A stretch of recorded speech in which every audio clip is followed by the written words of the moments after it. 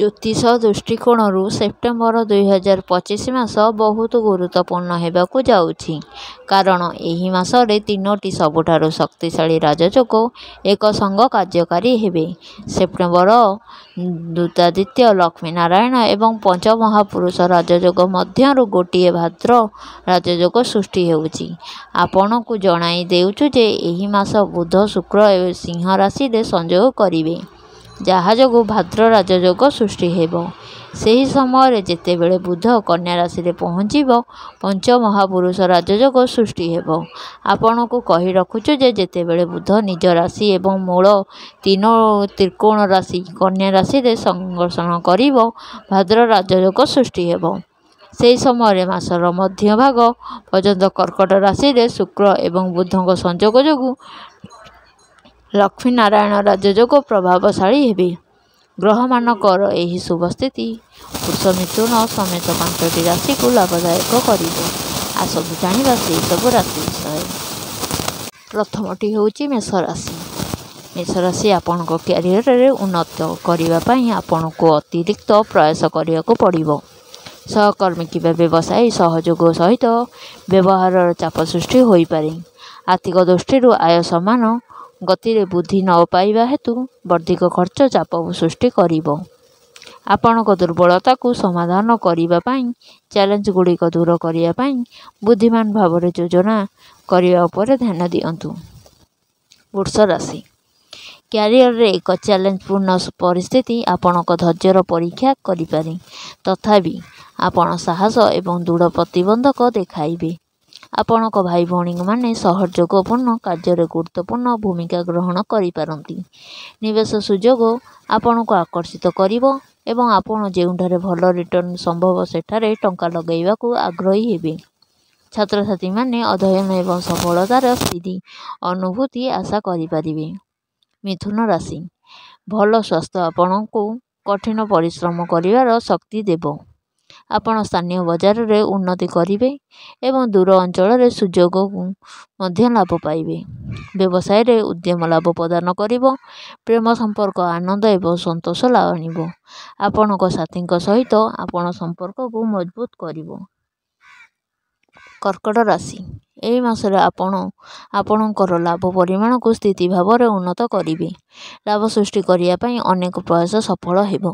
ଆପଣଙ୍କ ଜ୍ଞାନ ଏବଂ ନିଷ୍ପତ୍ତି ନେବାରେ ସକ୍ଷମତା ହେବ, ଯାହା ଆପଣଙ୍କୁ ପ୍ରଭାବଶାଳୀ ଭାବରେ ଆଗକୁ ବଢ଼ିବାରେ ସାହାଯ୍ୟ କରିବ। ତଥାପି ବର୍ଦ୍ଧିତ ଜାତୀୟ ଆପଣଙ୍କୁ ଆପଣଙ୍କ ନିୟମରେ କାର୍ଯ୍ୟ ଦୂରକୁ ରଖିପାରିବେ। ସିଂହ ରାଶି। କ୍ୟାରିୟର ପ୍ରଗତିରେ ବିଳମ୍ବ ଆପଣଙ୍କୁ ହତାଶ କରିପାରେ, ଯାହା ଆପଣଙ୍କୁ ପଛରେ ପକଡ଼ି ଯାଇଥିବା ଅନୁଭବ କରାଇପାରେ। ବ୍ୟକ୍ତିଗତ ଜୀବନରେ ଯୋଗାଯୋଗ ବିଚଳିତତା ଆପଣଙ୍କ ସାଥୀକୁ ବିଚଳିତ କରିପାରେ। ଯଥେଷ୍ଟ ଲାଭ ପାଇବା ପାଇଁ ସଂଘର୍ଷ ଜାରି ରହିବ। ସେହି ସମୟରେ ଗୁରୁତ୍ୱପୂର୍ଣ୍ଣ କାର୍ଯ୍ୟଗୁଡ଼ିକ ସମାପ୍ତ କରିବା ପାଇଁ ଆପଣଙ୍କୁ ଅତିରିକ୍ତ ପାଣ୍ଠିର ଆବଶ୍ୟକ ପଡ଼ିପାରେ। ତେଣୁ ସତର୍କ ଆର୍ଥିକ ଯୋଜନା ଅତ୍ୟନ୍ତ ଗୁରୁତ୍ୱପୂର୍ଣ୍ଣ ହେବ। କନ୍ୟା ରାଶି। ପରିସ୍ଥିତି ଆପଣଙ୍କୁ ଇଚ୍ଛିତ ସ୍ତରକୁ ପହଞ୍ଚାଇରେ ବାଧା ଦେଇପାରେ। ତଥାପି ଆପଣ ଆପଣଙ୍କ ଜ୍ଞାନକୁ ଉନ୍ନତ କରିବା ପାଇଁ ଧ୍ୟାନ ଦେବେ। ସ୍ୱାସ୍ଥ୍ୟ ସହାୟତା ରହିବ। କ୍ୟାରିୟରରେ ଉନ୍ନତି ପାଇଁ ଦୃଢ଼ ପ୍ରୟାସ ଏବଂ ଦୃଢ଼ତାର ଆବଶ୍ୟକତା ପଡ଼ିବ।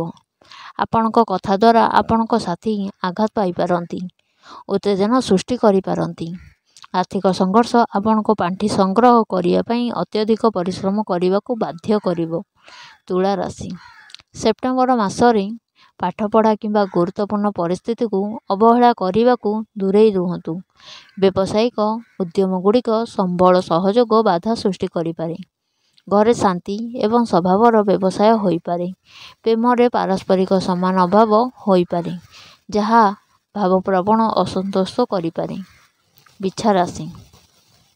ଆପଣଙ୍କ ରୋଜଗାର ସ୍ଥିର ରହିବ ଏବଂ ଆପଣଙ୍କ ପ୍ରୟାସ ସକାରାତ୍ମକ ଫଳ ଆଣିବ।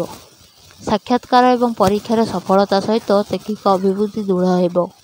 ଏକ ଶୃଙ୍ଖଳିତ ଦୈନନ୍ଦିନ କାର୍ଯ୍ୟଶୈଳୀ ଆପଣଙ୍କୁ ଉତ୍ସାହଜନକ ରଖିବ ଏବଂ ସମୟ ସୀମାରେ କିମ୍ବା ନିର୍ଦ୍ଧାରିତ ସମୟ ପୂର୍ବରୁ କାର୍ଯ୍ୟ ସମାପ୍ତ କରିବାରେ ସାହାଯ୍ୟ କରିବ। ଧନୁ ରାଶି। ବ୍ୟବସାୟର ପ୍ରୟାସ ବଢ଼ିବ, ଯାହା ଆପଣଙ୍କ ପାଇଁ ଗୁରୁତ୍ୱପୂର୍ଣ୍ଣ ଉନ୍ନତି ଆଣିବ। ଆପଣଙ୍କ ସାଥୀଙ୍କ ସହ ସମ୍ପର୍କ ସକାରାତ୍ମକ ହେବ। ଏବଂ ଆପଣ ସେମାନଙ୍କ ପାଇଁ କିଛି ସ୍ୱତନ୍ତ୍ର କରିବା ବିଷୟରେ ବିଚାର କରିପାରନ୍ତି।